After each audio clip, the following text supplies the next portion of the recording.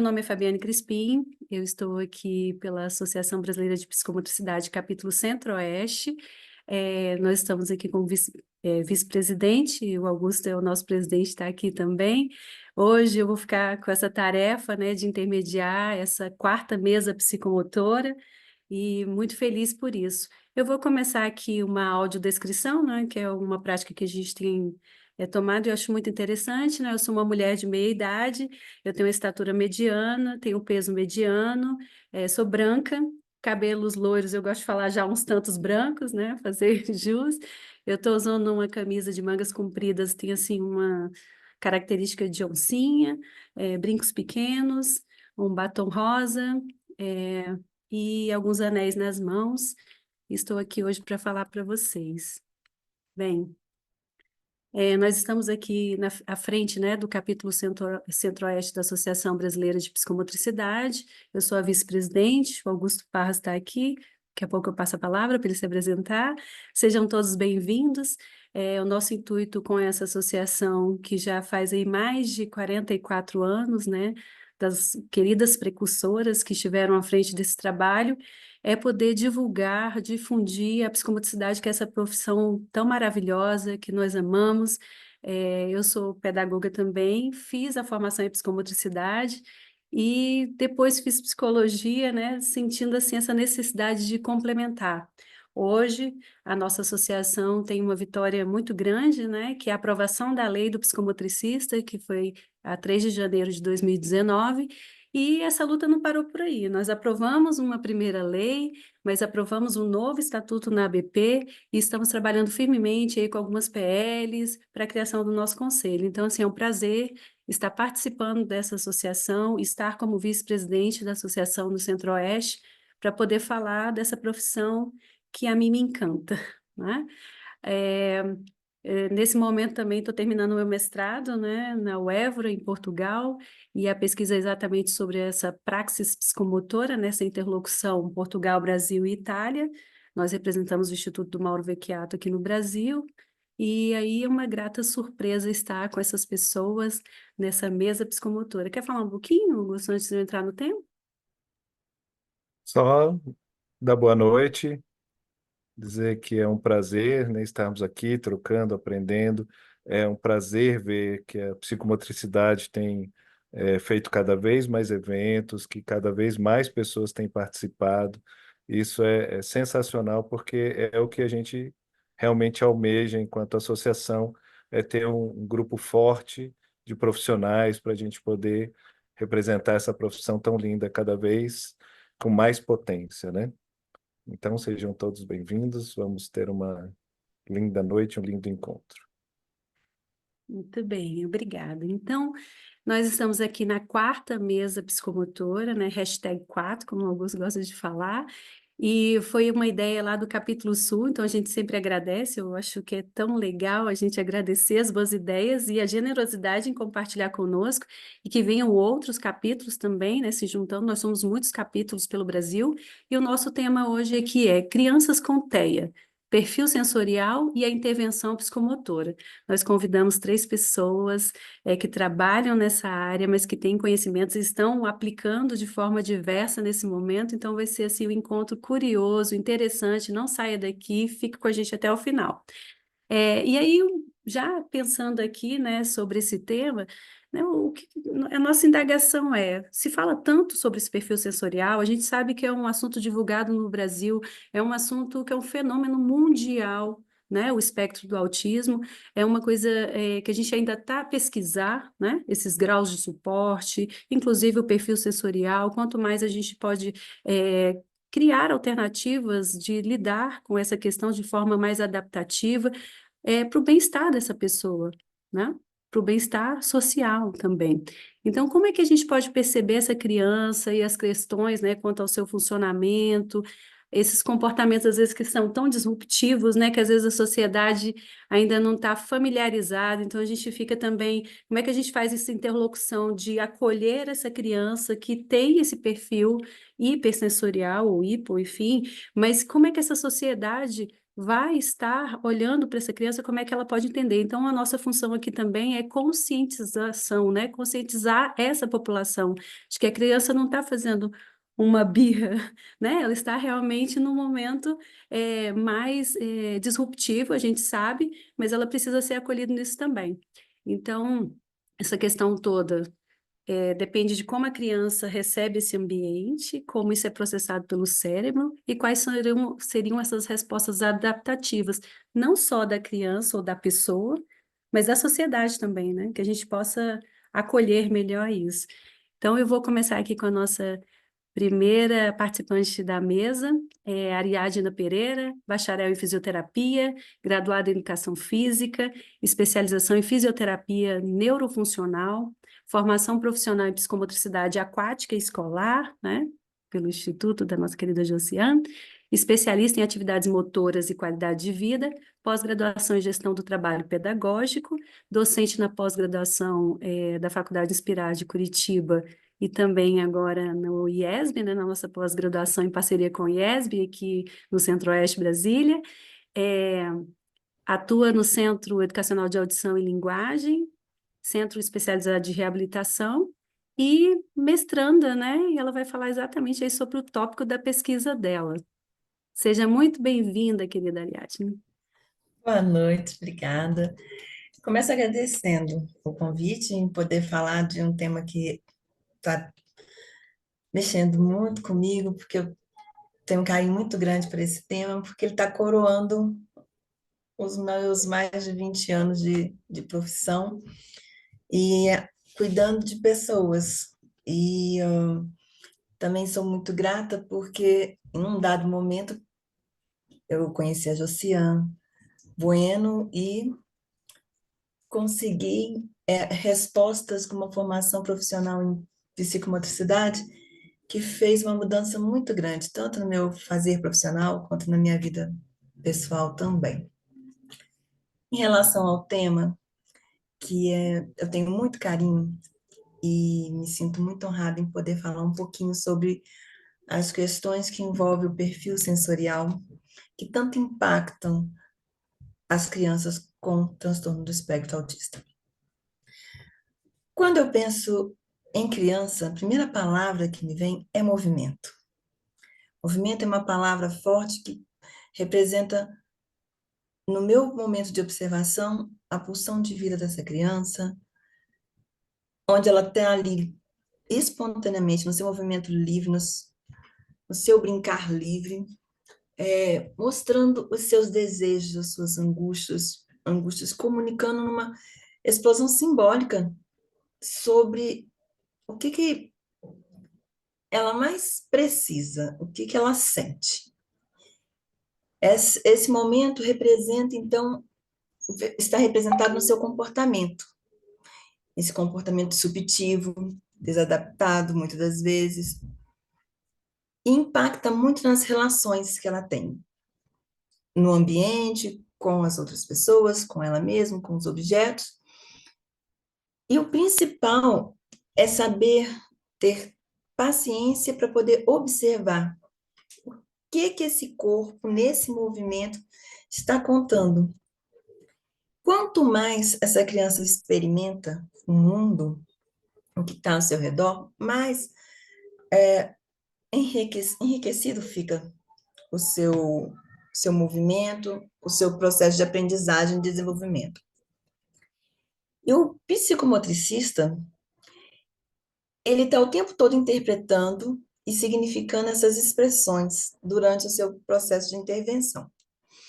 E nesse objetivo, nesse trabalho, o que a gente mais quer é que essa criança tenha mais consciência de si, que ela consiga construir o seu eu pele, o seu envelopamento corporal. A criança com transtorno do espectro autista, e aí a gente pode já buscar lá os critérios do diagnóstico no DSM-5, no Manual do Diagnóstico Estatístico de Transtornos Mentais, já saiu revisado, que é o quinta edição TR, que já compõe, dentro do seu quadro que define o diagnóstico, as dificuldades de comunicação e interação social, bem característica do TEA, os comportamentos repetitivos, e nessa edição revisada, traz já as questões sensoriais de hiper e de hiporreatividade, destacando que ela impacta diretamente as relações e o processo de desenvolvimento, tanto motor, cognitivo e afetivo dessa criança. Bom, nesse sentido, o que a gente busca compreender com o perfil sensorial? O que essa atipicidade sensorial vai impactar? Como que essa atipicidade sensorial dificulta essa criança a ser e existir no mundo? Como que esse envelopamento, como psicomotricista, a gente para e pensa, quem é essa criança? Que corpo é esse que ela tem, que ela mesma desconhece? Como eu vou poder ajudá-la a construir esse seu envelopamento, melhor habitar o seu próprio corpo? Conhecendo o seu perfil sensorial, que vem parte da sensorialidade. Nós temos os 5 órgãos do sentido, mais a propriocepção, a interocepção e o sistema vestibular, que recebem as informações do mundo ao redor e, através dos canais receptores medulares, a nível cortical, processa essas informações sensoriais. É nesse processamento que é gerada uma emoção, um sentimento, que tem como resposta um comportamento. Espera-se um comportamento mais adequado.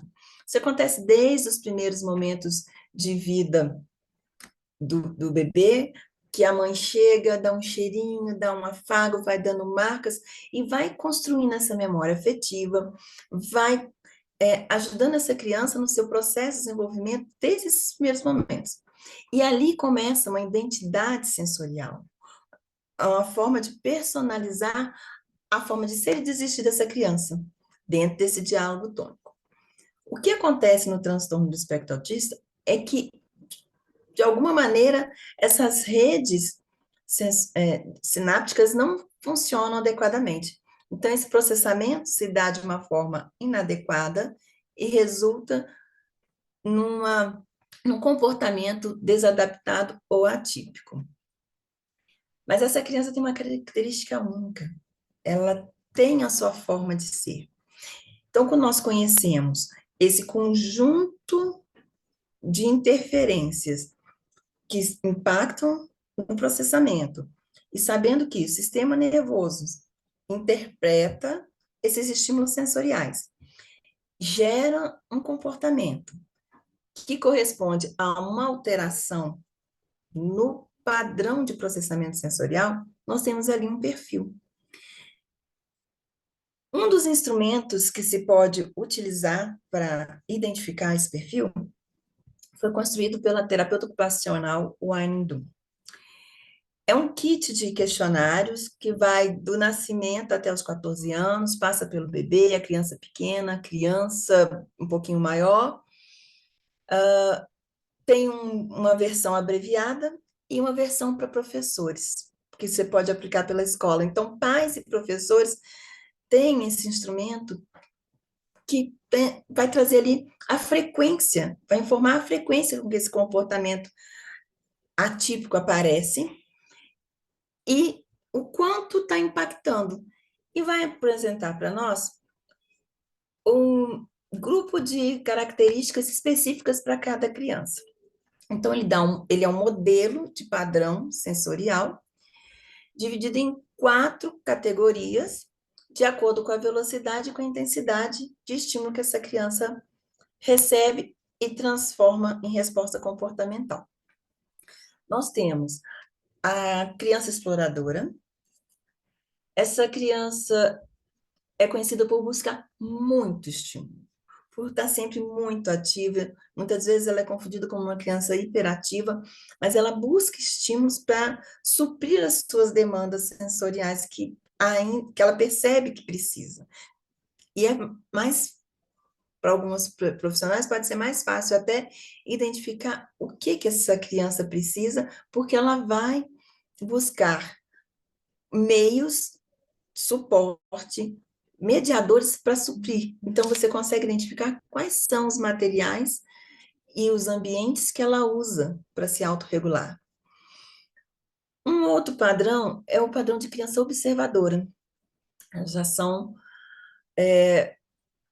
crianças que se apresentam mais quietas, mais inibidas, e elas necessitam de mais investimento, de mais disponibilidade do profissional, do psicomotricista, para gerar uma resposta comportamental mais adequada.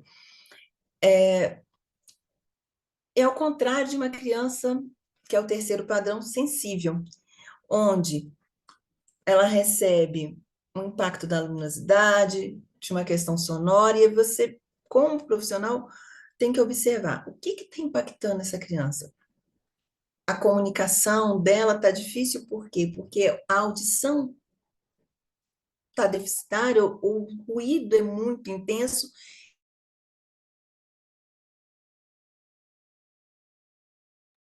Acho que deu uma congelada, Ari. Congelou aí o... Bom, gente, a Ariadna está pesquisando diretamente sobre isso. Eu não sei se ela vai ter que reiniciar aí, né? Mas ela já estava aí no terceiro perfil, para a gente pensar um pouquinho qual é a estrutura dessa criança, né? Como ela apresenta esse perfil, e eu achei muito legal o que ela falou da questão da identidade, né, desse perfil. Cada criança nós temos aí um espectro, nós temos vários pré-requisitos para fazer essa sintomatologia, ela citou aí o DSM-5, mas cada criança que está à nossa frente, isso é mesmo uma premissa do psicomotricista, né, nós temos todas as teorias, e buscamos, né, dentro do DSM também essa sintomatologia, mas nós vamos encontrar ali na nossa frente uma pessoa, uma criança com a sua história de vida, né, seus fatores predisponentes, seus fatores de manutenção, ambientais, inclusive quais profissionais atendem essa criança, qual o tipo de estimulação que ela tem ou que ela não tem, para que a gente possa traçar aí um perfil de identidade, inclusive do perfil sensorial, né, se vai encaixar num desses perfis que a Ariadna estava nos falar, para montar esse projeto de intervenção com essa pessoa, né? E isso é uma especificidade psicomotricista. Nossa querida voltou. Voltei, pronto. Problemas aqui Estava do... aqui, Ares. Isso acontece porque a gente sabe que a tecnologia é incrível, porque a gente tem gente aqui do Sul, a gente tem gente lá de Teresina, a gente tem gente de Goiânia aqui, né? A gente sabe como é bom abraçar e querer bem essas pessoas. São Paulo, mas a gente sabe também que a internet não é perfeita e que acontece isso. Então, eu estava aqui recapitulando que uma coisa muito legal que você falou é que você estava colocando essa especificidade dos tipos, mas eu estou falando que o psicomotricista vai olhar essa questão sintomatológica, ela vai olhar a questão transgeracional, né? Os fatores predisponentes, fatores de manutenção, ambientais, mas ele vai ter ali um ser à sua frente, né? Então, Oi, Amália! Minas Gerais também presente. Então, ele vai estar olhando aquela pessoa e para cada identidade de pessoa e também sensorial, ele vai traçar esse modelo, esse projeto de intervenção. A palavra é sua, minha querida. É isso mesmo, porque cada sujeito é único, tem as suas próprias características. A gente identifica um padrão geral que vai dar um norte para a gente pensar qual o meio mediador que a gente vai usar que que não gere mais transtornos, mas que possa ajudar essa criança a se autorregular e também que a gente possa orientar a família, porque o impacto dentro do núcleo familiar, acontece dentro do núcleo familiar, acontece na escola, acontece em qualquer passeio, e se não só o psicomotricista, mas o psicomotricista conseguindo orientar essa família a identificar, fazer essa leitura, quem é a criança? Quem é a sua criança? Como ela se comporta? O que impacta? Como ela se regula e como ela se desregula? Isso não deve ser um domínio só do profissional. Esse deve ser um conhecimento de todas as pessoas que se propõem a cuidar do outro, a cuidar das crianças com transtorno do espectro autista e principalmente os cuidadores, as famílias que ficam sobrecarregadas, que têm outros afazeres, e que tem essa criança que não se reconhece, ou tem muita dificuldade em reconhecer o seu corpo, e o corpo é essa criança é o seu corpo. Uma criança sensível vai ter esse impacto do ambiente, do visual, do auditivo, do toque. Então, a forma de disponibilidade, de chegar, de oferecer, de estar disponível para essa criança, também tem que ser pensada quando a gente pensa no planejamento, na forma de intervenção. E a gente tem um quarto padrão, que são as crianças que se esquivam.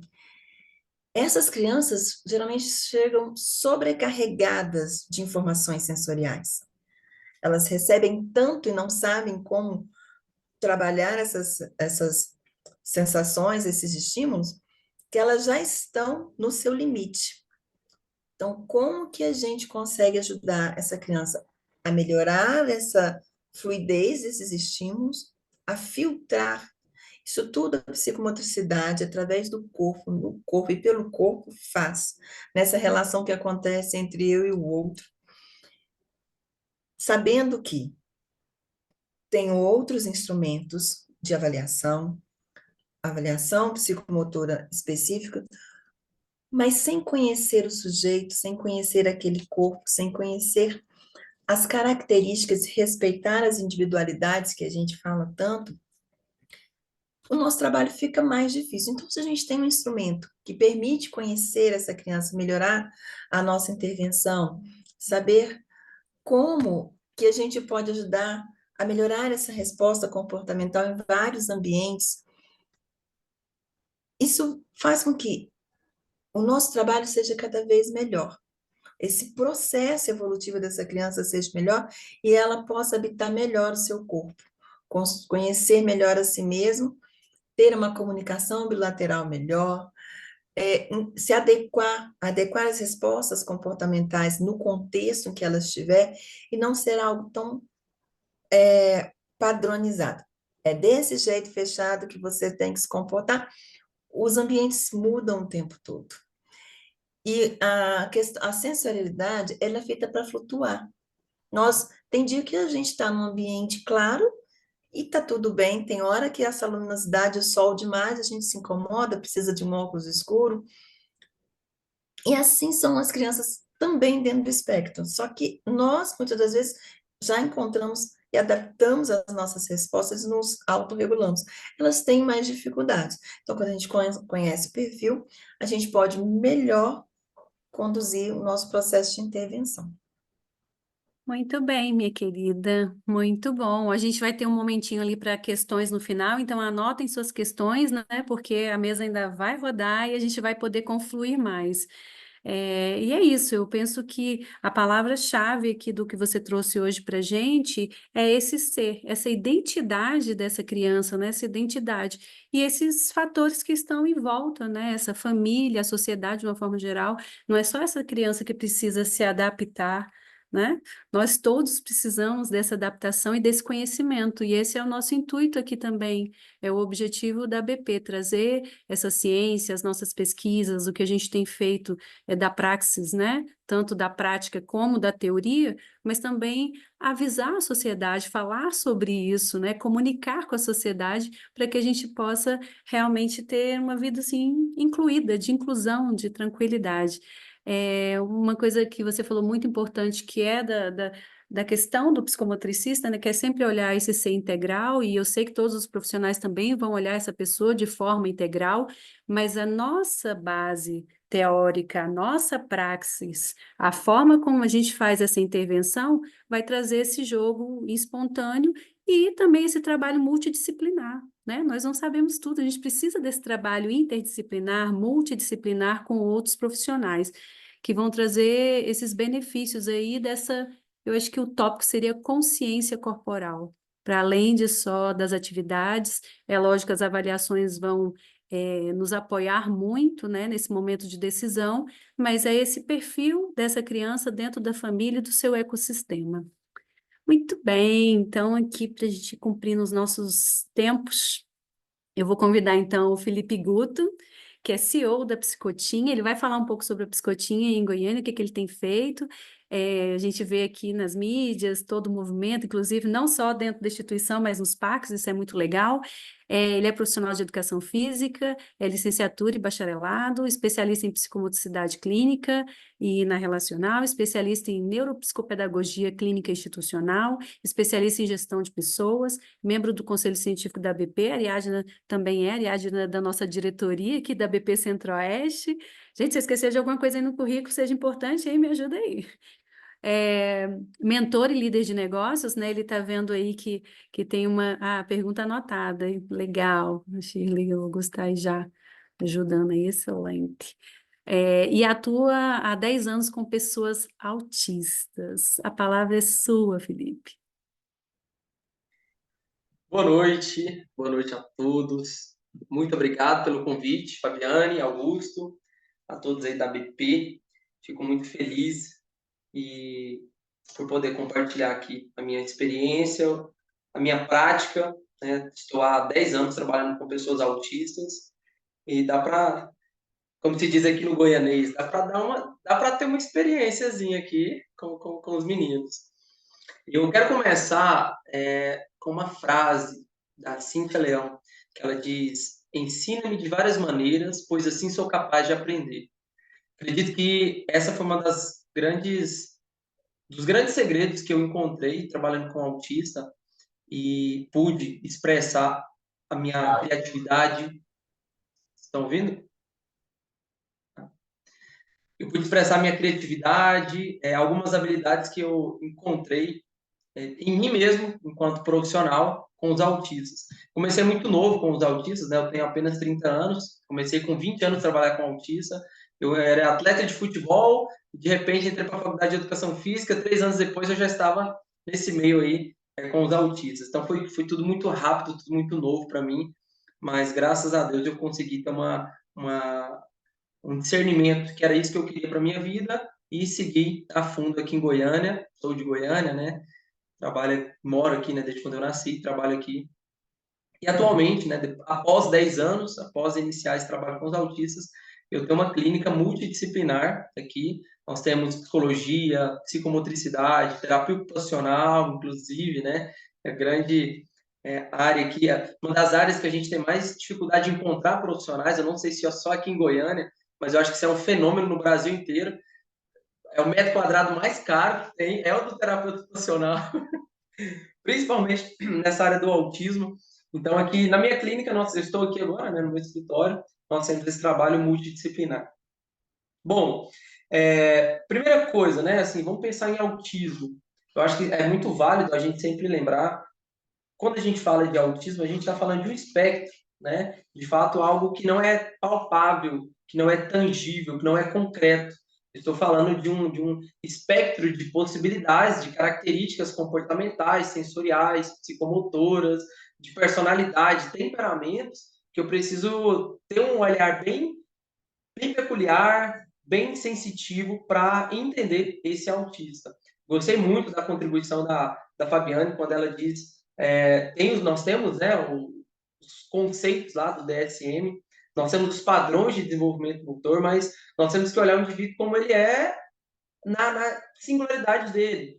Eu atendi aqui mais de 200 crianças autistas e eu, assim, de forma convicta, falo para vocês que é um mundo, é um universo dentro de cada pessoa. E o autista também, né? Nós aprendemos muito com os meninos e, de fato, quando eu penso em espectro, eu lembro da sombra, né? Eu até dou exemplo aqui na minha clínica. Se você colocar sua mão diante de uma luz, próximo da luz, ela vai remeter a uma forma. Se você afastar, ela vai ter outra forma. Então, o espectro é mais ou menos isso, né? É algo assim que não tem uma forma concreta, mas que, né, varia muito de acordo aí com vários aspectos. E eu amo trabalhar com crianças autistas, com pessoas autistas. Quero apresentar para vocês aqui, né, um pouco do meu trabalho, um pouco da intervenção psicomotora que eu faço aí desde quando eu me tornei psicomotricista, desde 2016.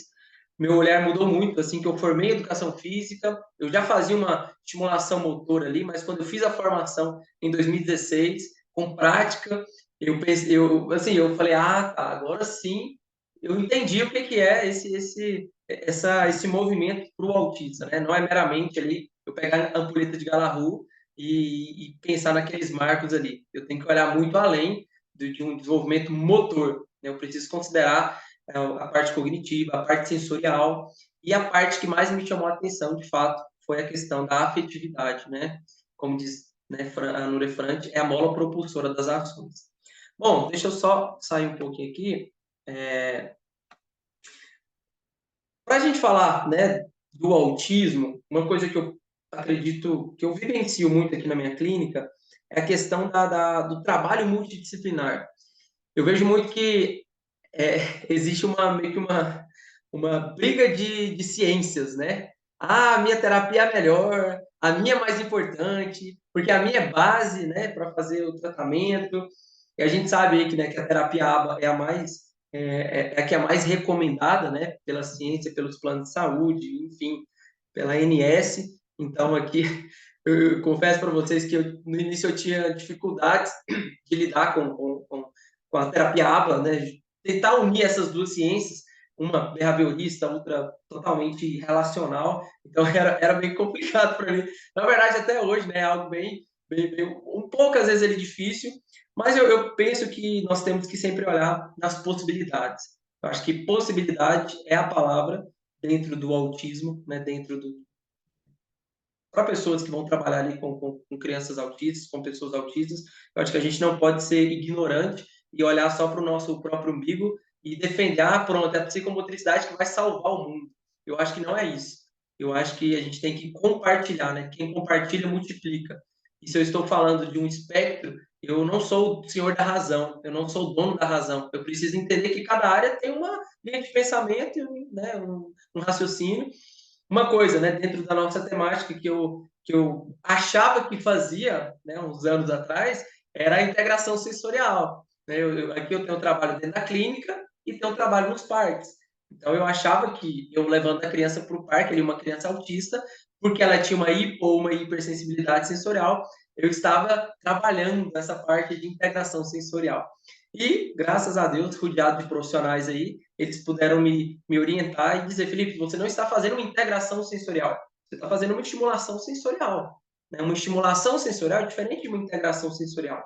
Quem faz a integração sensorial, de fato, é um profissional da terapia ocupacional, né? Que tem uma certificação internacional, tem todos os pré-requisitos ali para fazer a integração sensorial. Mas eu, levando ali o meu aluno, meu paciente autista para o parque, de fato eu estou estimulando, né? A partir do momento que eu coloco ele para andar descalço na grama, na terra, que eu coloco ele para pegar em cascas de árvores, que eu promovo esse conhecimento, né, desse mundo externo, né, desse mundo natural, que é a própria natureza, eu estou sim fazendo uma estimulação sensorial, não uma integração. Então, a integração ela é diferente da estimulação, eu acho que vários dos profissionais, né, enquanto psicomotricista, nós temos esse respaldo de fazer uma estimulação sensorial e nada impede a gente fazer uma integração desde que nós temos essa formação em integração sensorial. Então, uma coisa assim que, da minha experiência, que eu, né, erroneamente achava é que eu fazia essa integração sensorial nos parques. E uma coisa assim que eu percebi já há alguns anos, né, antes eu fazia o atendimento dentro das casas, na garagem da família, às vezes no quarto, e por perceber assim, alguns alunos que eu tinha não tinha como fazer dentro de casa, a gente ia para o parque, para a quadra ali do condomínio. E eu levava eles ali para esse parque, para essa quadra. E eu comecei a perceber que esse ambiente natural, ele era extremamente enriquecedor para esse autista. Ele tendo uma hipersensibilidade ou uma hipo, né? Eu comecei a entender, opa, peraí, eu comecei realmente assim, refletir. Esse autista, ele vive horas e horas durante o dia fazendo terapia intensiva, né? Porque o tratamento do autista é intensivo, tem que ser precoce, multidisciplinar, especializado, individualizado, né?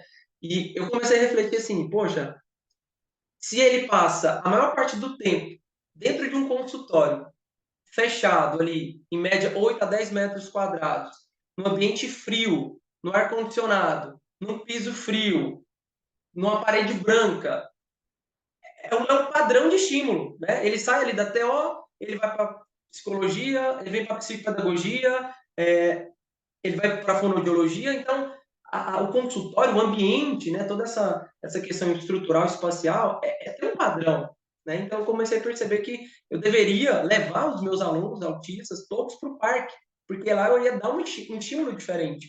Eu ia promover uma conexão dele com o ambiente natural, com a natureza, mas também com outras crianças lá naquele ambiente, que foi outro insight que eu tive quando eu levei eles para os parques, né? Que eu percebi que não era só uma questão motora, não é só uma questão ali né, preencher uma lacuna ali, no déficit psicomotor, mas eu também tinha essa possibilidade, eu estava tendo, ao levar para o parque, de trabalhar essa interação social.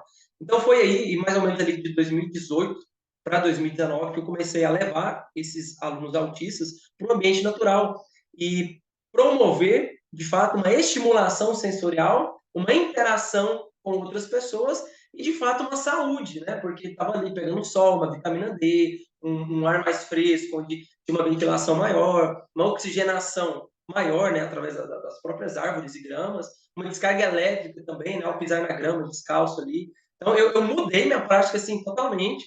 Eu tive outra visão e percebi que a psicomotricidade, ela é fantástica. Se a gente conseguir ter esse olhar, assim, de pensar na individualidade do meu aluno, o paciente que eu estou trabalhando, e entender o contexto que ele vive, né, como eu disse, a maioria dos autistas hoje está dentro de clínicas, dentro de consultórios, com demandas altas a se cumprir, tarefas, estímulos, né, ali muito fechados, atenção sustentada, aquela coisa limitada, de fato, né, pensando na parte, né, assim, partindo desse pressuposto do corpo, da consciência corporal, do ambiente, né, da amplitude de movimento, de espaço para ele brincar, né, eu posso enriquecer a terapia dele, eu posso enriquecer a qualidade de vida dele. Então, isso foi uma das grandes viradas de chave que eu tive enquanto psicomotricista para os autistas.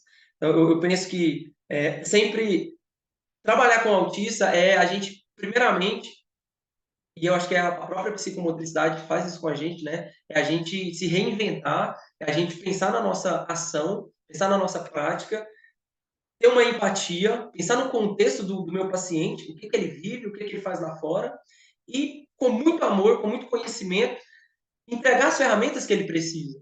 Né? Eu nunca acreditei assim, de pegar aqui uma receita de bolo, pegar uma bateria de atividades aqui para coordenação motora e só debulhar esses estímulos com os meus pacientes.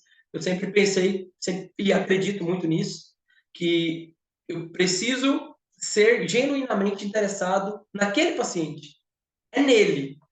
Independente se ele é nível de suporte 1, nível de suporte 2 ou 3, se ele tem o TPS, né, que é o transtorno do processamento sensorial, se ele é verbal, se ele não é, se ele tem pouco repertório motor, se ele tem muito, não interessa, se ele tem uma alta habilidade com alguma coisa, se ele tem uma deficiência intelectual, como comorbidade no autismo, não interessa o diagnóstico dele, né? Ele não é aquele diagnóstico, ele é um ser humano dotado de potencialidades. E eu, enquanto psicomotricista, preciso enxergar isso. Preciso ter esse interesse genuíno com ele, ter essa ausência de julgamento, eu acho que isso aí está até no código de ética do psicomotricista, né? Ter essa ausência de julgamento, esse interesse genuíno, e sem romantizar, eu acho que o próprio amor, né? Um amor de acreditar nas possibilidades, um amor concreto, um amor de pensar assim, caraca, esse menino não sabe fazer nada, esse menino tem o repertório motor dele é pobre, ele responde a poucos estímulos, mas eu acredito que ele vai conseguir desenvolver. Eu acredito que eu estou aqui como um apoio dele, como esse psicomotricista que faz junto, que é o que eu acredito, não que só dá comandos, mas acho que o psicomotricista verdadeiro, digamos assim, né, na essência, ele brinca, ele rola no chão, ele corre junto, ele sua, ele não tem medo, ele tem energia, ele é proativo. Ele não é só aquele que fica ali dando comandos e tarefas. Vai lá, puxa aqui, corre aqui, joga ali, arremessa aqui, vem aqui. né, com pouco movimento, né? Eu acho que nós somos o maior exemplo, né, dos nossos pacientes.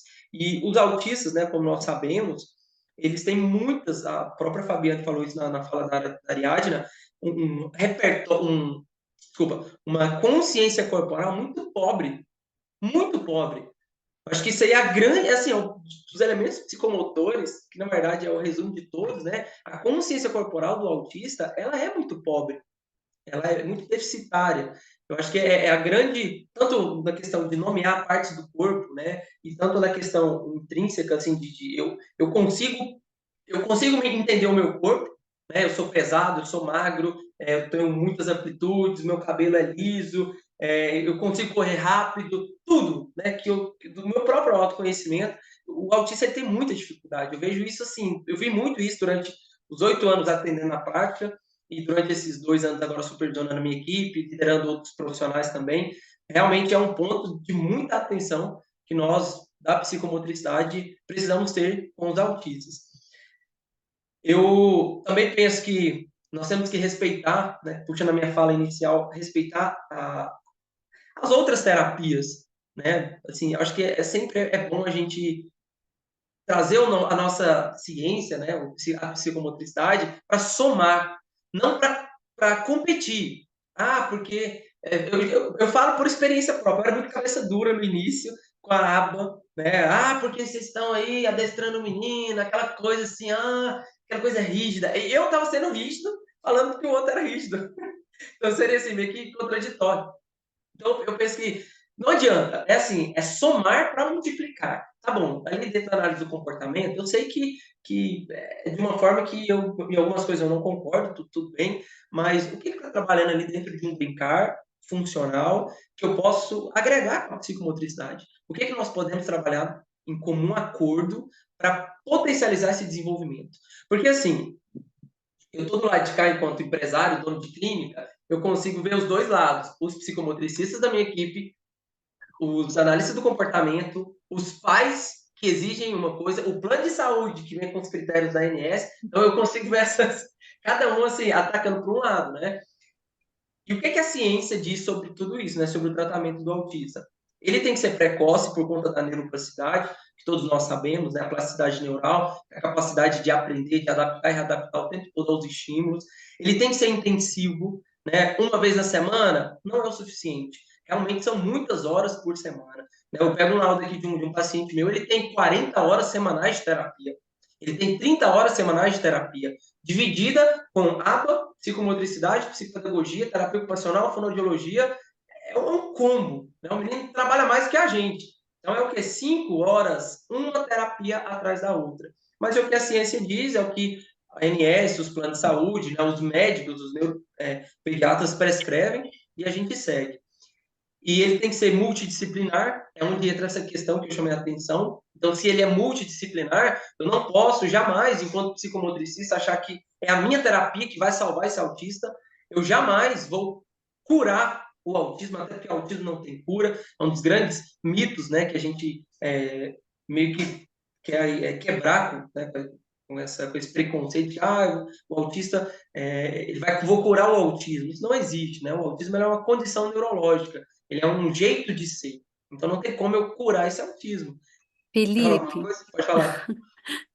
aí a gente vê, né? Porque aí a pessoa é assim, apaixonada e ela vai empolgando. Eu tinha até mandado uma mensagem no chat aqui, tá incrível, mas vou precisar fazer aquele papel de modular. Ai, meu Deus. Já deu 15 Não, mas foi minutos? bom. A gente começa, né, emocionado, e às vezes a gente sabe que tem gente de peso assistindo e que tem gente que vai assistir mais, pessoas que são desse lugar de fala, pessoas que estudam isso, e como você falou, é um jovem, mas se dedicou, entendeu, ouve, é um bom ouvinte, tem muita coragem, né? A gente convidou ele, fizemos algumas reuniões ainda online na pandemia, e o Felipe, ó, tô junto, eu confio, nós vamos juntos. E nós sabemos que realmente essa identidade do psicomotricista é uma profissão nova, gente. A gente fala assim, nova, mas tem mais de 60 anos aqui no Brasil, tá?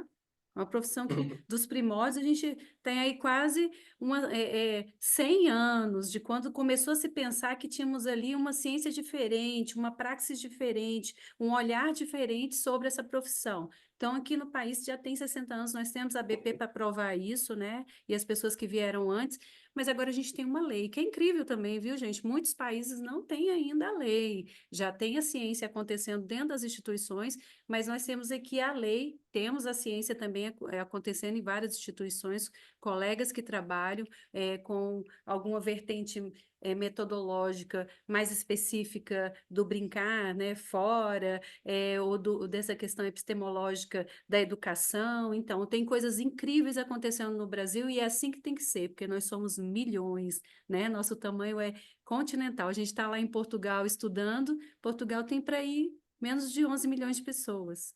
Nós temos 200 e quase 220 mil, se eu estou mais ou menos, né, alinhada. Então, nós temos aí mais de 20 Portugais. Então, assim, eles têm lá incrível uma ciência há muitas décadas dentro da academia, e isso dá quantidade, como a Ariadna estava falando, né, pesquisas quantitativas, qualitativas, ciência, para a gente poder perceber tudo isso. Mas no nosso fenômeno, que é o Brasil, desse país gigante, a gente tem as pessoas que estão procurando esses estudos, essa ciência, né, do ponto de vista já do que foi escrito, do que já foi pensado, do que já foi aplicado, mas também a nossa prática. Como é que, né, que é realmente ali a prática do que está acontecendo. Você falou umas coisas muito legais, só antes de passar aqui para a Monique, para ela poder contextualizar isso, porque ela é profissional e também tem a questão pessoal dela, que ela vai falar um pouco sobre para a gente. Mas você estava falando aí das áreas profissionais, né? Então, a identidade desse profissional psicomotricista, a formação dele para estar nessas equipes multidisciplinares, para a gente saber onde começa a responsabilidade de um, termina do outro, né? No que a Exatamente. gente tem mais específico para trabalhar e trabalhar de uma forma de covisão. Inclusive, eu tenho falado para as supervisionandas, para as pessoas, para as clínicas com quem a gente tem conversado, tem que ter alguém ali, um profissional que é o supervisor, que vai fazer esses encontros da equipe, que vai facilitar essa comunicação para a gente ajudar essa pessoa que está à nossa frente. Então, outra coisa que você falou muito legal, desse psicomotricista que está implicado nessa relação. Então, ele tem que fazer a formação corporal pessoal. A gente não acredita, não recomenda qualquer tipo de pós ou formação que seja EAD, tá? Ah, faz a prática por vídeo e tal. Não. Ele tem que ter uma prática supervisionada, ele tem que aplicar isso com a população, com a criança e com o TEA, e ele tem que fazer a formação corporal pessoal dele, porque ele tem que estar implicado, como o Felipe falou. Você falou também da intervenção a domicílio, eu achei isso muito legal, né? Porque na pesquisa de mestrado eu coloquei isso. É muito legal também quando você vai no ambiente familiar da criança, você vai perceber como é que isso tudo acontece, quais são esses fatores ambientais que podem favorecer as mudanças, né? Por todos os profissionais que trabalham com essa criança, mas que também podem manter alguns comportamentos que não são adequados, que a gente quer trabalhar. Então, não adianta realmente, mesmo que sejam 2 sessões, ou vamos dizer que 5 profissionais atendam a criança e ela tenha várias sessões por semana, precisa desse apoio, desse acolhimento da família.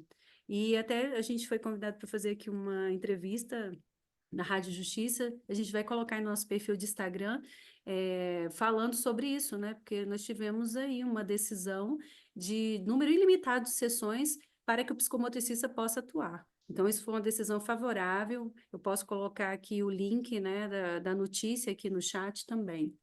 Ah, só para passar aqui, então, tem essa questão da sociedade e do perfil profissional que você falou também, porque você acabou percebendo que existia uma carência de organização, né? Então, por isso você também ficou o empresário ainda mais forte e está muito dedicado a isso, porque você percebeu que tinha essa carência dessa integração entre esses profissionais, esse trabalho multidisciplinar e de um trabalho que tivesse essa paixão, mas que tivesse também essa consciência de regulamentação, de dedicação, de organização para atender todas essas demandas, inclusive dos planos de saúde.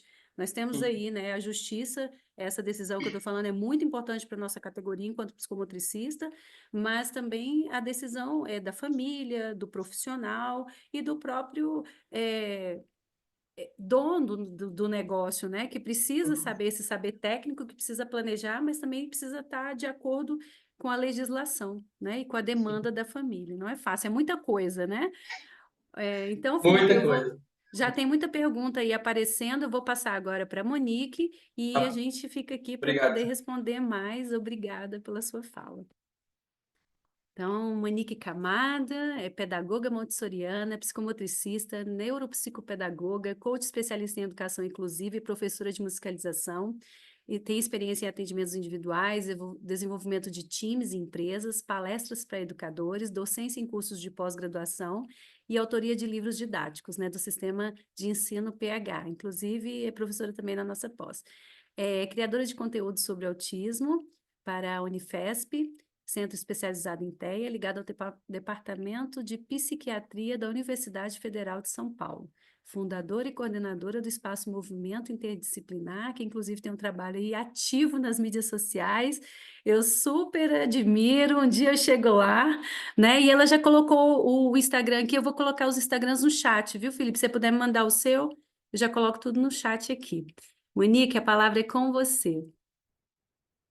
Olá, boa noite a todos e todas aqui presentes. Obrigada pelo convite para estar nessa quarta mesa psicomotora. Esse tema em especial, ele na verdade é muito querido por mim, porque desde a minha graduação em pedagogia e o que eu fui buscar na sequência, ele envolve educação sensorial, né? Então, não falamos em integração, mas em educação sensorial, porque a Maria Montessori tem um estudo muito vasto sobre isso, e existe, na verdade, um trabalho muito ímpar ligado à parte pedagógica, né?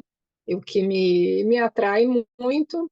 E, na verdade, hoje eu vim aqui contribuir, lógico que falando do ponto de vista de psicomotricista, mas também falando como pessoa autista, que teve diagnóstico tardio, né?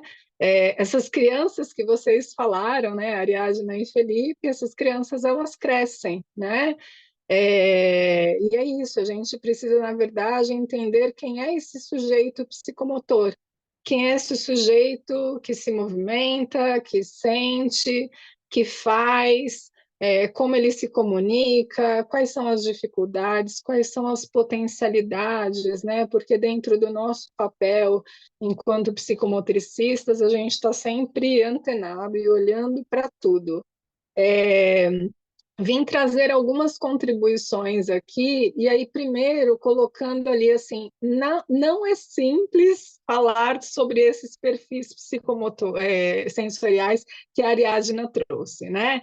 Então ela trouxe o perfil explorador, o perfil mais sensível, o perfil observador e o perfil de esquiva. Porém, né, eu vou trazer alguns exemplos pessoais aqui, falando de sistemas sensoriais bem específicos que eu, na verdade, tive ou tenho dificuldade, e o meu perfil é extremamente misto, e é o que acontece com a maioria das pessoas no espectro do autismo, né? Por exemplo, né, isso já aconteceu até em sessão de psicomotricidade relacional psicodinâmica, lá com o Augusto e com a Fabi, né, em Brasília. Eu fico com muito mal-estar, por exemplo, em questões visuais que têm movimento e muitas cores. Vocês lembram daquele paraquedas? Que eu tive que sair correndo, porque, na verdade, eu comecei a passar muito mal. E algumas coisas me ajudam, na verdade, né, entendendo um pouco mais do meu perfil sensorial, me ajudam a evitar algumas coisas e ir em busca de outras. Por exemplo, isso me fez também perceber o quanto filmes, principalmente filmes de ação ou coisas que têm muitos movimentos e luzes, me fazem mal também, me trazem tontura, náusea, né? Enjoo. Então, assim, é importante quando a gente fala do atendimento em psicomotricidade, a gente entender que não é a todos os estímulos que a gente pode colocar todo mundo diante, porque senão pode causar, na verdade, muitas respostas que podem levar a crises, né? Então, por exemplo, algo que me incomoda bastante né? Um sentido que me incomoda muito é a questão auditiva. Então, assim, barulhos repentinos, estrondosos, como fogos de artifício, por exemplo, enquanto adulto eu já saí correndo de situações, né, que ninguém entendeu nada, na verdade nem eu sabia o que estava acontecendo, mas aquilo me causa, na verdade, um mal-estar que eu não consigo, na verdade, descrever com palavras para vocês, né? Sons muito agudos também, já sons mais graves, dependendo, como sons de instrumentos musicais, por exemplo, de percussão, isso eu lido bem, né? Lógico, desde que tenha uma previsibilidade, né, a pessoa autista ela vai lidar melhor também, né? Isso aí para vocês poderem, na verdade, se vocês forem traçando um perfil aí, vocês vão ver que eu me encaixo numa coisa para um, em outra coisa para outro, né? Em questões somatosensoriais que tem a ver, por exemplo, com o corpo, né? E com sensações, e aí a gente pode colocar algumas sensações interoceptivas também, né? Eu tenho alta resistência para dor, né? A ponto de eu tenho o braço direito todinho tatuado, a ponto de quando eu fiz essa tatuagem, foi dividida em várias sessões, né? Mas as pessoas me perguntaram, quem não tinha tatuagem ainda e me conheceu, que de uma hora para outra apareci com o braço tatuado, assim, doeu. E assim, eu sou uma péssima referência para dor, porque para mim, na verdade, para eu sentir uma dor, ela precisa, na verdade, acho que ela precisa estar muito aguda, né? E eu senti como se o tatuador estivesse arranhando meu braço, para vocês terem uma noção de que foi nada, né? De sensação, enquanto outras pessoas às vezes não conseguem finalizar assim um traço, já pedem para o tatuador parar de tão sensíveis que são, né? Em questões também relacionadas à interocepção, por exemplo, é muito difícil. Isso já me gerou problemas de saúde, porque é muito difícil eu sentir fome, né? Então, pensando até né, quando eu era criança e adolescente, o tanto de recusas também de alimentos que eu tive, o quanto isso impactou também na minha saúde, a ponto, na verdade, de eu precisar ser hospitalizada, receber transfusão de sangue, inclusive, porque chegou num momento bem crítico da minha saúde aí. Questões relacionadas também, por exemplo, pensando na somatosensorialidade, assim, um toque muito sutil na minha pele, né, que não seja meu, eu tenho muita aversão, então eu prefiro um abraço mais apertado do que algo que fique roçando na minha pele, como, por exemplo, areia, que se ela não tiver molhada, né, se ela for areia seca, eu tenho muita aversão. É, a própria questão da água no chuveiro, caindo do chuveiro, quando ela bate no meu rosto, na verdade, me irrita demais. Assim, eu preciso toda hora estar enxugando o rosto durante o banho, né? É, então, tem áreas bem específicas onde a sensibilidade ela é aumentada e para outras não, né? Por exemplo, com isso tem alguns tecidos que eu não consigo usar, como, por exemplo, tecido com renda, coisas ásperas. Eu não consigo usar porque isso me incomoda bastante. Isso se aplica também ao tipo de calçado. Não é todo sapato. Tem sapato que eu uso uma vez, depois nunca mais. Eu preciso doar porque eu não consigo usar de novo, né? De tanto que, na verdade, aquela sensação, né, dependendo do tempo também, aquilo acaba causando, na verdade, um incômodo sensorial muito grande, né? Nessa parte sensorial também, uma outra questão importante assim, é um apertamento mandibular que eu tenho, tanto que eu tenho uma placa que eu tenho bruxismo, né? Então tem a placa que que eu uso durante a noite, mas eu tenho uma de silicone que é se eu precisar usar durante o dia, senão eu fico raspando muito os dentes, né? Então essa é uma busca sensorial que eu faço também. Em relação à parte bucal ou do paladar também, eu tive muita seletividade, e aí desde bebê, praticamente na infância e na adolescência, eu só comia coisas à base de frutas ou só frutas. Era muito difícil a aceitação de alguns tipos de alimentos. Até hoje, na verdade, eu tenho dificuldade com coisas que são ou que são muito moles, como, por exemplo, gordura ou alguma coisa que lembre gordura, não consigo, ou coisa que lembre nervo. Não consigo comer nenhum tipo de cogumelo, por exemplo, porque aquela textura mais, para mim, parece uma coisa mais borrachuda, eu não consigo, né? Até, na verdade, sobre perfis sensoriais, né, a gente lê muitas vezes e vê em vários artigos, muitas vezes é recomendado chiclete, porque ajuda em vários sistemas sensoriais, porém, para mim, isso não funciona. Eu não consigo mascar chiclete por muito tempo, porque começa a me dar aflição também. Então, essa questão de paladar, ela foi melhorando ao longo do tempo, né? Então, eu já cheguei a ser vegetariana. Vegetais é o que eu mais tolero. Eu não gosto muito de carnes, né? Então, tem muito mais a ver com, assim, eu acho que com a minha dificuldade de aceitar e de sentir, né, ou como aquilo é em contato com toda a minha parte interna da boca, língua, né, palato, bochechas, lábios, do que necessariamente com, assim, a escolha por ser vegetariana, ela não foi, na verdade, por uma questão, de repente, ideológica, foi muito mais por questões sensoriais, né?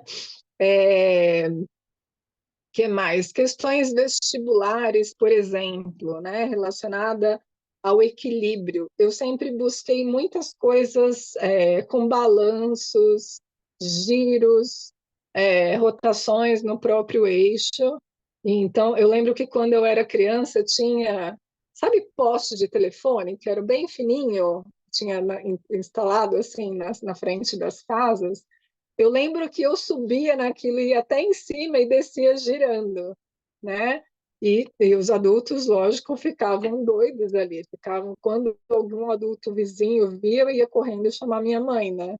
Para me tirar dali de cima. Então, essas questões sempre foram, na verdade, mais de busca. Em relação à parte sinestésica, né? Na verdade, eu sempre fui meio que estabanada, meio que desajeitada, eu tropeçava muito, eu era a pessoa que, na educação física, era a última a ser escolhida para times, por exemplo, porque, primeiro, eu me defendia da bola, meu reflexo era muito ruim, né? É, o que, na verdade, eu percebo que ao longo da minha formação, né, minha formação de psicomotricidade, ela não é recente, então eu tenho 32 anos na educação e eu tenho 17, 18 anos na psicomotricidade, e, na verdade, essa busca pela psicomotricidade, ela veio também muito por conta de questões muito pessoais, embora que num primeiro momento eu não tenha reconhecido, né? Mas fazendo um retrocesso aí, e o quanto, na verdade, as sessões de psicomotricidade, principalmente as sessões de formação pessoal, elas me ajudam nessa compreensão, né? Vocês falaram aí o tempo todo o quanto a gente, enquanto psicomotricista, precisa estar trabalhando aí, indo em direção à consciência corporal desse sujeito que tem essa desorganização nos sistemas sensoriais, né? E o quanto isso, na verdade, ainda tem me ajudado, né? Então, cada vez, na verdade, eu percebo uma coisa nova, e isso faz com que eu, na verdade, eu posso tanto ir em direção ali, quero melhorar naquela habilidade, eu quero ter mais contato para ver se eu consigo vencer aquela questão sensorial, ou, na verdade, assim, acho que a primeira coisa é trazer autoconhecimento para mim, né? Então, tudo aquilo que eu sempre estudei, aquilo que eu faço e, né, e já fazia com os meus alunos e pacientes, em sua maioria crianças e adolescentes, eu acho que muitas coisas fizeram muito sentido, né? É, uma das questões que eu gosto de citar, assim, e que eu percebo que as pessoas têm pouco conhecimento sobre o quanto, na verdade, essa dificuldade interoceptiva, dificuldade de sentir frio, calor, fome, sede, dor, o quanto isso impacta também na dificuldade de reconhecer emoções. Eu sempre tive muita dificuldade, assim, né, se me perguntasse, principalmente na infância, adolescência, ali, início da vida adulta, assim, o que você está sentindo? Eu tentava driblar aí para não chegar nessa resposta, porque eu não sabia dizer, porque tem a ver com as sensações do corpo, né? Que é a questão de, assim, aquele frio no estômago, como é que eu consigo relacionar que aquilo pode ser uma ansiedade, por exemplo? Na verdade, são as dificuldades muito atuais. E aí eu descobri com isso que eu tenho alexithymia, que a alexithymia está ligada, né, diretamente a uma dificuldade de interocepção, porque se você não consegue reconhecer alguns padrões de funcionamento, o que é aquele arrepio quando você conhece uma nova pessoa? Para mim, na verdade, essas sensações, elas são todas meio que, assim, como as minhas sensações, tendem a ser muito mais, tendo a ter muito mais hiporreatividade, a maioria das questões, é, e aí interocepção é algo que, né, está diretamente ligado a isso. Eu tenho bastante dificuldade, na verdade, em nomear, ao mesmo tempo em que eu aprendi a reconhecer no outro as emoções, em mim é extremamente desafiador, né? Então, é um exercício que eu faço, o exercício de escrita diária, é um exercício que me ajuda muito a me reconhecer, a me identificar também dentro dessas características, né? E conseguir, na verdade, cada vez ser uma pessoa aí, assim, que consegue se reconhecer melhor e com isso lidar melhor com o outro também, né?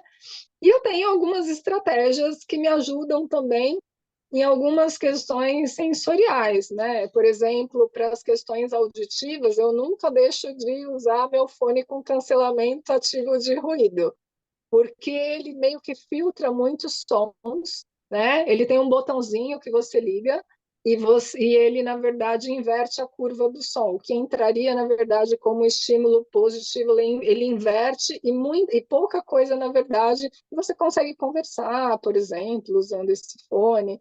Então, já teve momentos em que eu deixei de usar porque eu achei que o estímulo sensorial estava distante de mim e eu entrei em crise sensorial depois de algumas horas, né? A ponto de não estava em São Paulo, eu estava no Rio de Janeiro, a ponto de eu precisar usar a sala sensorial do aeroporto Santos Dumont, e aí por sorte eu tinha, né? Essas salas sensoriais, elas têm, na verdade, uma acústica maior, elas têm possibilidade, no caso de redução de luz, porque eu precisei, nesse dia, reduzir luminosidade. Eu me regulo também muito com cobertor ponderado, não sei se vocês conhecem, são cobertores com peso, né? Que ajudam muito na regulação interna. Então, lá, na ausência disso, eu peguei um monte de almofadas e alguns colchonetes pequenos, coloquei em cima de mim. Foi o que foi me ajudando, na verdade, na regulação, né? Antes de eu pegar, fiquei umas 3 horas nessa sala sensorial, mas ainda peguei o voo assim no mal-estar que eu não conseguia, na verdade, parar de me mexer, porque estava assim muito além do que eu conseguia suportar, né? Então não conseguia ficar. A sorte é que não tinha ninguém do meu lado. Eu me mexi o voo inteirinho, né? Eu tendo, na verdade, a ser uma pessoa mais tranquila corporalmente, mas nesse dia aí eu estava extremamente agitada, né? E eu fui melhorar só depois de uns 2 dias que eu estava em casa, né? Então, questões sensoriais não são questões simples, né? São questões extremamente complexas. Monique, Oi. te mandei também mensagem no chat, eu tinha dado um minutinho ainda, mas já passou. Tá. Só para a gente ficar aqui, porque a gente sempre deixa algumas perguntas, pelo menos, né, gente? Mas a gente Uhum. também tem que pensar no horário e é muita informação. Realmente, eu acho que a palavra espectro é o que vai mais de encontro a essas possibilidades, né? E tem várias perguntas aí, o Augusto está colocando lá do nosso grupo da mesa psicomotora, não é isso, Augusto? E eu penso assim. É isso, né? Aqui nós estamos na busca de falar sobre isso, falar desse lugar de pesquisadores, né? A Monique trazendo aqui a experiência pessoal dela, né? Com esse diagnóstico tardio, quantas coisas se passaram. E isso é muito interessante, que a Monique tem essa carinha super de jovem, mas é uma pessoa que já tem uma estrada, então vai poder falar muito bem para a gente sobre isso e poder ajudar tanto esses profissionais que estão trabalhando com essas pessoas, como o Felipe nos falou aí, o que a Ariadna tem falado da sua questão, assim, de todo o conhecimento da profissão, mas também da pesquisa que ela está realizando exatamente sobre o perfil sensorial, que vai trazer respostas também quantitativas para a gente. A gente precisa também dessas observações qualitativas, mas também dessas pesquisas quantitativas para poder confluir com tudo que você nos traz e que eu sei que se apresenta nos seus perfis no Instagram, a gente já colocou aqui no chat, coloquei também o perfil de Instagram da BP, né? Nos siga nas redes. A gente não divulga só os nossos, os colegas também mandam os deles, o que estão acontecendo pelo Brasil, e sempre, e eu até convido os colegas aí da BP dos outros capítulos, e até do Nacional quando faz, do Nacional a gente sempre recebe direto, mas os outros capítulos marque a gente lá, que tem o capítulo Bahia faz sempre isso, e é super bacana, porque a gente só republica, porque às vezes a gente não tem a mídia principal para poder republicar, e eu acho que o importante é isso. Fazer ciência, falar sobre essa profissão que já tem décadas no Brasil, mas que precisa desse olhar da ciência e de tudo que a gente está fazendo, né? Falar, o Felipe está ali no Goiás, a Monique está ali em São Paulo, eu sei que ela comunica isso muito bem pelas mídias sociais.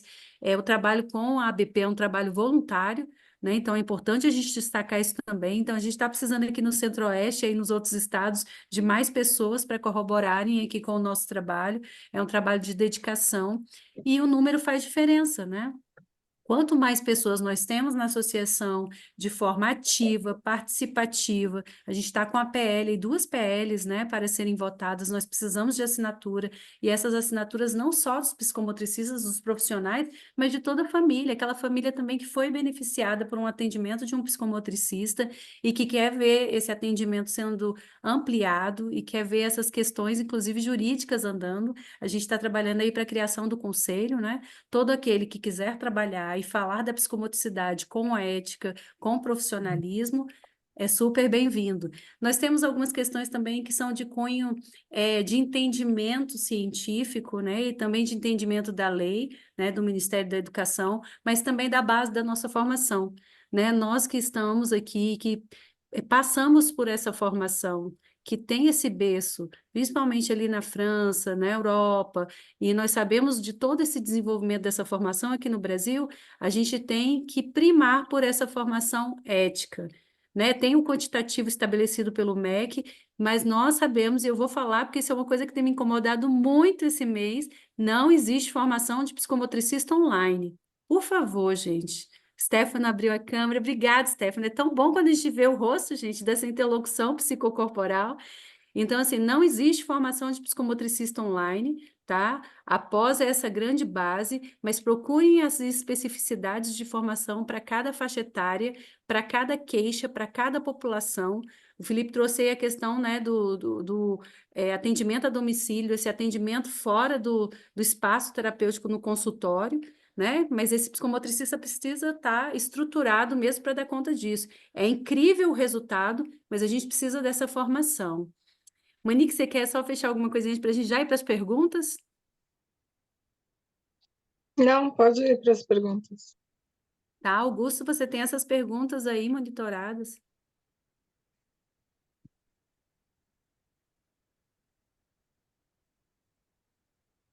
O áudio está fechado. Agora, sim, também está no chat, viu? Para quem quiser acompanhar. Ariadne, na primeira pergunta para você, né, que foi a primeira a falar, a Shirley está perguntando se você pode aprofundar nos quadrantes do perfil sensorial. Além da criança exploradora, quais outros? Como atuar a partir dessa percepção? Vamos lá, Shirley, obrigada pela pergunta. Quando a gente pensa no quadrante, é literalmente um quadrado e esses padrões de processamento do modelo do processamento sensorial, eles estão divididos em 4 partes. Eu dei os 4 exemplos. São os 4 tipos de criança, são os 4 padrões que o perfil sensorial nos apresenta. A criança exploradora é uma, a observadora, a sensível e a que esquiva. Dentro desse quadrante, o que que a gente tem? Se a gente fizer a cruz da direita para a esquerda, a gente vai ter, ele está baseado em limiares, o limiar neurológico e o limiar de percepção, que são as estratégias de autorregulação. Então, nesse processo, da direita para a esquerda, a gente vai ter o limiar neurológico para mais ou para menos, de hiper e de hiporreatividade ou responsividade, e para cima e para baixo, essas estratégias de autorregulação que diz a respeito ao limiar de percepção. Como essa pessoa, esse sujeito, percebe e recebe esses estímulos e transforma em comportamentos adaptativos. Então, se uma criança exploradora ela tem um limiar neurológico elevado, ele vai ter como estratégia uma estratégia mais ativa para poder conseguir se autorregular. O de observação, ele vai ter, se ele tem um limiar, ele geralmente tem um limiar neurológico também elevado, mas as estratégias dele, o limiar de percepção dele vai ser de forma passiva. Ele vai estar mais quieto e vai precisar de um investimento maior. O psicomotricista precisa ter mais disponibilidade, encontrar mais ferramentas, mais mediadores, para também ajudá-lo a sair mais desse lugar de observação. No padrão sensorial do quadrante das crianças sensíveis, o limiar neurológico dessa criança geralmente é baixo. As estratégias de autorregulação são passivas. Essas crianças, elas gostam mais de rotina, de menos estímulos. E as crianças no padrão do perfil sensorial, no quadrante da esquiva, o limiar neurológico delas também é baixo, mas a estratégia é ativa, porque elas estão sobrecarregadas com as entradas sensoriais, mas elas precisam encontrar meios de conhecer esse corpo e conseguir dissipar essas informações de alguma maneira nesse corpo, senão fica ali concentrado e ela fica estagnada também. Isso é rapidamente, só para ter uma noção, te dar uma noção sobre como é que é dividido. E em relação às estratégias para intervenção, com base nessa questão de que como que essa criança se autorregula, você conhecendo o limiar, conhecendo o padrão sensorial, desses praticamente simplificando pelos nomes que foram ditos, você vai, como psicomotricista, você precisa pensar como você se automodula. Não é só a criança, somos nós também. Para a gente estar em relação com o outro, nós não podemos chegar. Se eu chego muito hiper com uma criança que já está hiper, o caldeirão ferve muito rápido. Então, esse lugar a gente precisa observar, precisa saber estar com, porque nós estamos a serviço daquela criança com as suas demandas. Verdade, E Ariadne. cada um tem o Que seu vai perfil. esbarrar, né? De novo Essa, na formação corporal, né? sim, E traz muito passar isso. por esse processo de autoavaliação, né? O Que faz parte do tripé. psicomotricista precisa estar consciente que o tripé de formação é fundamental. Não dá para ficar só na teoria, precisa conhecer a prática e saber que a gente não sabe tudo, outros profissionais fazem parte desse processo, porque a psicomotricidade é transdisciplinar, trabalhar de forma transdisciplinar também não é uma coisa fácil, mas é importante aprender, e identificar o que em nós está impactando nossa intervenção. E aí é o trabalho pessoal, que aí depois os temas vão aparecendo, vão surgindo, e a gente vai buscando os profissionais capacitados para nos ajudar. E também uma coisa importante é fazer sempre supervisão. Levar os Sim, nossos temas para supervisão, um profissional com mais experiência para ajudar a gente naquele enquadre, entender. A gente está olhando a criança, a gente está olhando para a gente também como profissional, e assim por diante. perfeito. É isso mesmo, né? E a gente falando aí dessa questão da formação, é também pensar um fenômeno que existe no Brasil é que nós, profissionais, estamos na área da saúde, da educação ou ciências sociais, então nós vamos ter psicólogos, fisioterapeutas, pedagogos, TOs, né, que fizeram também a formação na psicomotricidade ou fizeram uma pós em psicomotricidade presencial, enfim. Então, lógico, esse profissional tem um currículo que brilha mais aos olhos, né? Uma diferença aqui da questão, assim, de repente fazer um curso de tecnólogo, a pessoa não tem nenhuma graduação na área de saúde, educação e ciências sociais, principalmente na área de saúde e educação, e ele faz o curso de tecnólogo. A gente precisa pensar sobre isso, né? Que formação é essa? Que currículo é esse? Às vezes é um currículo de uma instituição que faz uma grade interdisciplinar, então ali tem muita metodologia, docência do ensino superior, psicomotricidade tem matérias específicas, um olhar específico, né? É uma corrente epistemológica, tem um delineamento. A gente está falando aqui de uma profissão quase centenária, né? De quando começou a se pensar esse fenômeno que acontecia. Então, essas questões psicomotoras precisam ser olhadas desse lugar. Procurem profissionais de renome que tenham um currículo dentro da psicomotricidade. Não é que fez. A gente tem aí, às vezes, até coisas assim de um profissional que fez uma psicomotricidade online e que está a dar aula, né? Então, isso é uma coisa que a gente também precisa perceber. Qual é a outra pergunta, Augusto? Muito bem, Felipe, tem duas perguntas para você, eu vou juntar tudo, tá bem? Para, né, darmos conta. Então, a primeira é como se dá o primeiro contato com a criança com TEA nesse ambiente natural? Uma pergunta da Ana Maria. E depois a Shirley vai também perguntar, a partir da sua experiência enquanto sujeito e CEO da Psicotim, por onde começar a trilha na jornada de conhecimento intelectual, físico, corporal, que amplia essa perspectiva e abarca a necessidade de metodologias e estratégias efetivas que atendam às reais necessidades dos psicopacientes, como a Shirley coloca. Então, o primeiro contato com o autista no ambiente natural, primeira coisa, né, a gente tem que lembrar que é uma pessoa, né, que não é um diagnóstico. Então, a gente precisa ficar com medo de encostar, medo de brincar no ambiente natural, porque é um ambiente aberto e ele pode sair correndo e etc, né? Primeiro, a gente tem que pensar que é uma criança, ou né, uma pessoa, um adolescente, um adulto, não importa a idade, que né, precisa ali experimentar alguns estímulos que é diferente dentro de um consultório. Então, o que que eu faço? No primeiro momento que eu levo o meu paciente, meu aluno ali, autista, para um ambiente natural. É explorar o ambiente com ele.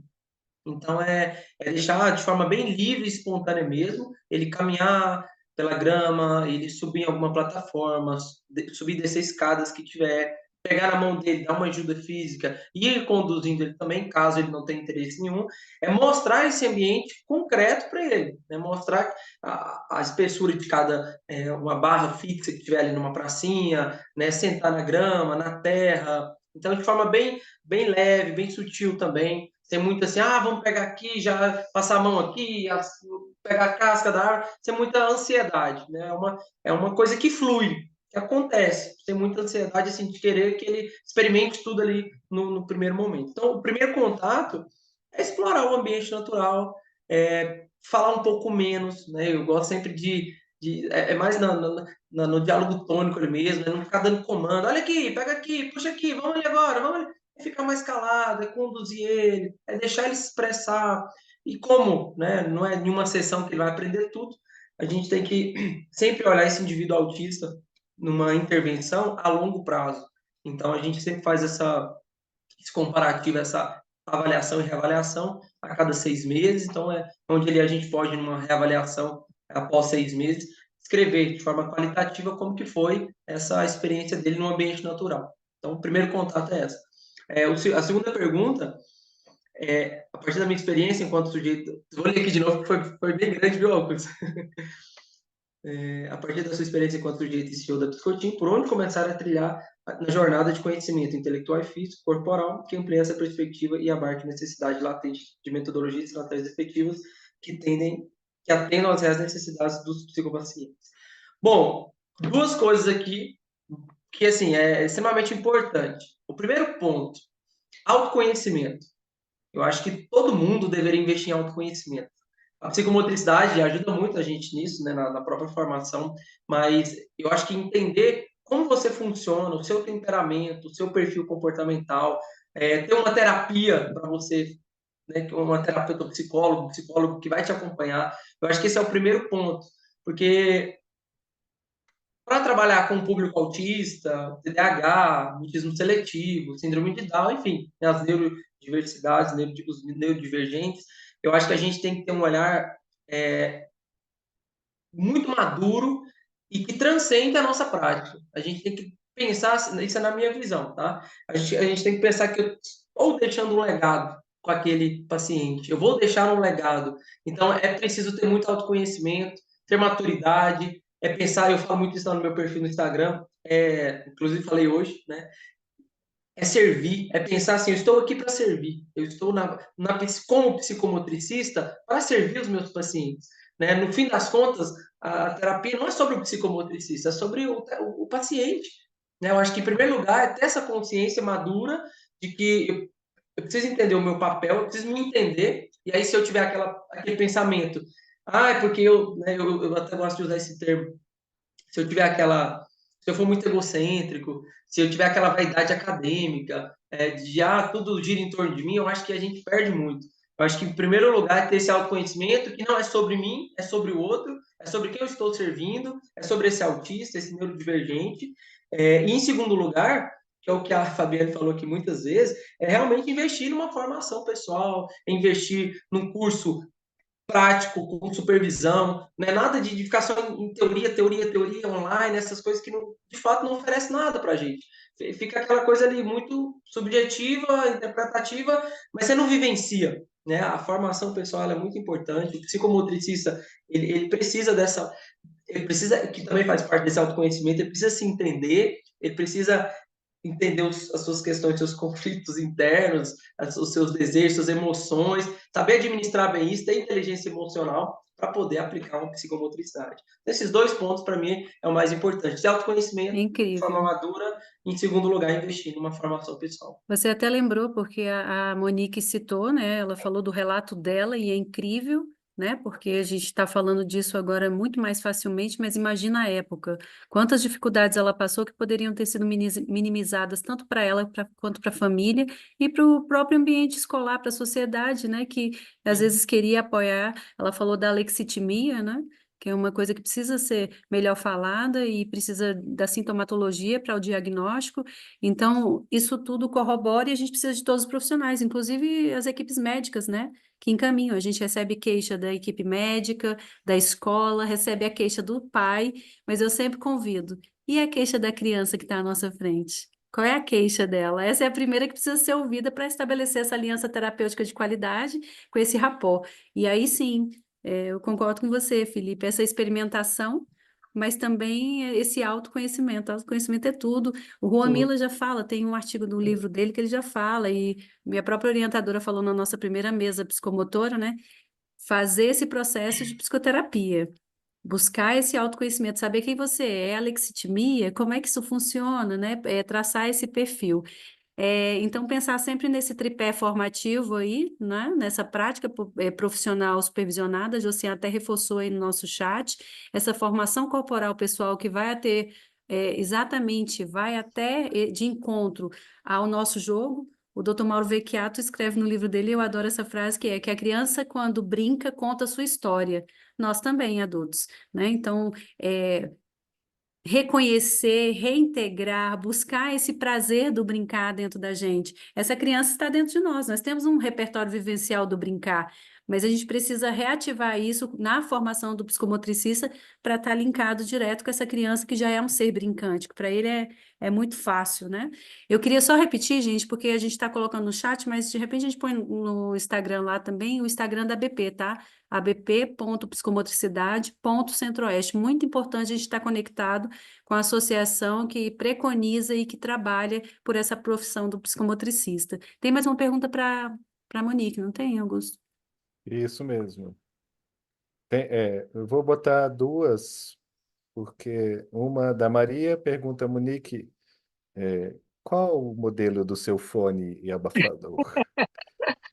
E a É outra, um, Monique, ah, a outra é assim, do Jael, que eu queria saber qual a ligação da síndrome da pica com o autismo. certo. Então, a marca do fone é Bose, mas tem várias marcas de fones com cancelamento de ruído ativo, né? Então, eu tenho um outro aqui que ele é intra-auricular, mas eu não consigo ficar muito tempo com ele, que é um da Samsung. Mas tem várias, tem alguns que só abafam ruído também, né? Que tanto podem cobrir a orelha como usar intra-auricular para quem consegue. Sobre transtorno de pica e autismo, primeiro que o transtorno de pica é um transtorno alimentar, né? Ele é muitas vezes às vezes na verdade, parecer que é algo sensorial, porque a pessoa, o que é o transtorno de pica, né? Para quem nunca ouviu falar, as pessoas vão atrás de coisas que não são alimentos e podem comer papel, por exemplo, terra, tijolo, né? Às vezes a gente até escuta que a mulher na gestação quis comer alguma coisa que não era um alimento, não é? Então, isso, apesar de ter muitos casos de autismo, que as pessoas têm transtorno de pica, não é específico do transtorno do espectro do autismo, e ele tem muito mais a ver com uma carência de nutrientes, principalmente ferro e zinco, até onde eu conheço, né? Então, precisa ser tratado com um nutricionista e, logicamente, com um terapeuta ocupacional que tenha formação em integração sensorial de Aires, pode ajudar muito esse nutricionista a trabalhar melhor questões sensoriais aí que podem, em algum grau, né, estar motivando o autista, no caso, a buscar por esse tipo de... Porque, assim, é muito comum, não sei se vocês já ouviram, né, mas de colocar muitas coisas na boca ali. Tanto pode, enfim, ir, né, para o estômago, como podem, na verdade, expelir aquele objeto, enfim, aquele item que não é um alimento. Então, pode causar questões orgânicas importantes, né? Então, assim, tá observando aquilo, tá pelo menos presente por um mês, precisa buscar por ajuda médica e terapêutica, tá? Então, às vezes vai precisar entrar com um psicólogo também para poder cuidar, né? E aí não é algo que é da alçada do psicomotricista, né? Vocês entendem que é algo Sim, transdisciplinar até, mas que envolve muito mais aí um médico, um nutricionista, um nutrólogo, enfim, para poder perfeito. verificar o que pode estar acontecendo. Perfeito, e é muito importante, né, Monique, que você me lembra a parte da documentação, tá? E aí a gente precisa deixar isso aqui bem lúcido, tá? Psicomotricista pode sim montar uma documentação e deve montar uma documentação específica da pessoa que ele está atendendo, do seu paciente. Então, assim, se for possível, e a gente já convida as clínicas, donos de clínicas, a pensarem nessa supervisão de covisão, né? Dessas conversas multidisciplinares, porque esse psicomotricista precisa ter acesso à primeira anamnese, ao lado médico, né? Quem foi que fez essa queixa? Foi o médico? Foi a escola? É uma queixa só dos pais? Eles ficaram sabendo da clínica e levaram essa criança para ser atendida? A gente precisa ter acesso a essa documentação. Se não teve acesso a essa documentação, que é lamentável, ou se a própria equipe multidisciplinar está dentro da clínica, o que é incrível, porque aí tem esse supervisor que faz essa covisão, pelo menos eu espero que nós tenhamos nas clínicas todas, o psicomotricista precisa montar essa pasta de documentação, fazer a anamnese, fazer esse questionário sociodemográfico, entender como é que é essa família, fazer uma visita, que isso também conta como sessão lá na escola da criança, para poder ajudar, onde é que ela está sendo atendida. Se for possível, aí tem que ver a questão de documentação, porque o Felipe conseguiu uma coisa incrível, né, que é entrar na casa da família, e isso só quando o profissional é bem quisto, né, bem visto, e esse profissional demonstra essa confiança. Imagina ir à casa da família, né? Não para fazer uma intervenção direta com a família, mas para observar como é que essa criança interage e poder, trazendo um relatório, numa reunião. Eu até oriento os meus supervisionandos aí fazer uma palestra para os pais, com chazinho, biscoito, bolacha, que é aquele momento que elicia a emoção, onde esse pai é convidado, ou então para um passeio, como o Felipe falou, no parque, né? Ou dentro da. A supervisor de psicomotricidade seria perfeito, mas eu penso assim, esse supervisor, Josiane, que possa fazer essa integração, né? Eu espero que os psicomotricistas façam essas formações incríveis que nós temos no Brasil, para que eles assumam esses lugares, e alguns já têm assumido esses lugares, para fazer essa visão holística, orgânica, multidisciplinar, né? Mas que também a gente pense, olha, gente, só falando aqui, que eu adoro, amo, a psicomotricidade mudou a minha vida, tá? Tem aí a atuação do psicomotricista do TEO dentro de uma equipe multi, como se dá essa integração. Olha, Sueli, eu vou até responder essa pergunta, viu? Nós temos esse gestor, temos essa pessoa que seria esse supervisor, para fazer essa integração mesmo dessa equipe. É um momento onde esses profissionais vão estudar o caso da criança, né, aquela pessoa que está ali à nossa frente, e cada um vai falar sobre o seu projeto de intervenção, sobre a percepção sobre essa criança. A gente tem relatos de atendimentos, isso já aconteceu comigo, mas em outros. Também outras clínicas de supervisionandos, que depois dessa reunião de covisão, conseguiu chegar até esses pais e dar um outro olhar multidimensional sobre essa criança, e a mãe começar a fazer essa contenção, essa supervisão dessas tarefas, da alimentação, né? A gente tem casos assim, poxa, se a criança não dorme bem, se a criança não está se alimentando adequadamente, se ela tem ali intolerâncias, alergias, ou a criança, uma coisa bem simples, viu? Que eu gosto de falar, assim, já para ser bem simples, né? A criança não está indo ao banheiro fazer o número 2 já faz 5 dias. Essa criança vai fazer uma sessão de físio, de TO, psicopedagógica, psicomotricidade feliz, gente? Então, a questão da alimentação é super importante. Então, a gente precisa ter esse olhar multidimensional desse ser orgânico que está, complexo e orgânico que está à nossa frente, para a gente ter a humildade de trabalhar em conjunto, né? Então, só para falar de mim, a psicomotricidade mudou a minha vida, algumas questões muito do trato de autoconhecimento, de disciplina, desse olhar orgânico sobre a minha pessoa, sobre os meus filhos, que a época que eu comecei a fazer eu já tinha 2 filhos, e aí para a intervenção, então, é um mundo maravilhoso que vai da gestante até a geronto, e nós estamos aqui para falar sobre isso. Eu vou deixar meu telefone também para quem vê a gravação, é 61, tá? Prefixo de Brasília, 99157-2149. Sabe por quê? Nós temos um grupo de WhatsApp da Associação Brasileira de Psicomotricidade Centro-Oeste, e vocês sabem que o WhatsApp hoje é muito rápido.